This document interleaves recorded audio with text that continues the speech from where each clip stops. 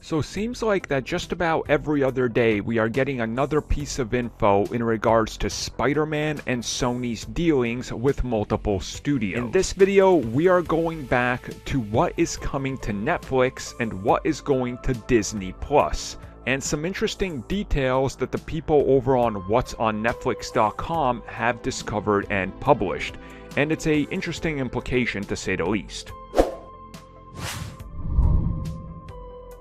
So while the details of everything are still very much unknown because that's just the nature of these contracts, there has been plenty that's been said in the press release, the announcement and all that we can gather some details and start to understand the bigger picture and implications, if you will. So specifically, the article on whatsonnetflix.com goes into what movies from the Sony library that involve Spider-Man are going where. And one would assume that, like the announcement, well, everything's going to Netflix and then everything's going to Disney Plus eventually, somehow, but we don't know what's going where. Well, what they've discovered is that the contracts are actually worked out differently than what's been said,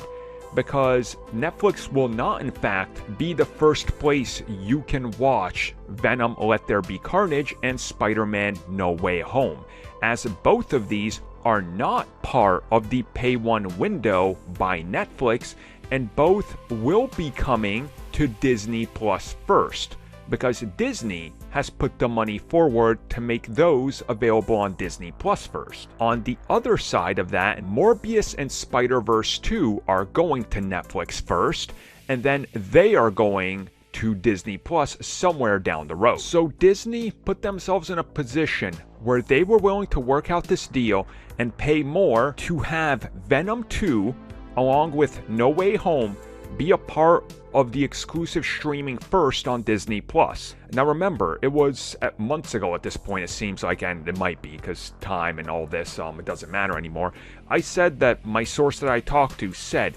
Disney explicitly wants anything Spider-Man they're going to reference in their multiverse or that's being set up for a crossover to be available day and date on Disney Plus to incentivize you to stick with the franchise, because this favors Spider-Man staying in the MCU. Now we're seeing that per these reports as well, which again starts to bring up the question and the rumor, speculation, and all that ran that Venom 2 will tie into the multiverse in some way, and this goes all the way back to saying that Kevin Feige wanted to work with Tom Hardy and bring Venom into the MCU, possibly not the same version, but sort of, same actor plays a different version of the character, we just sort of wink and,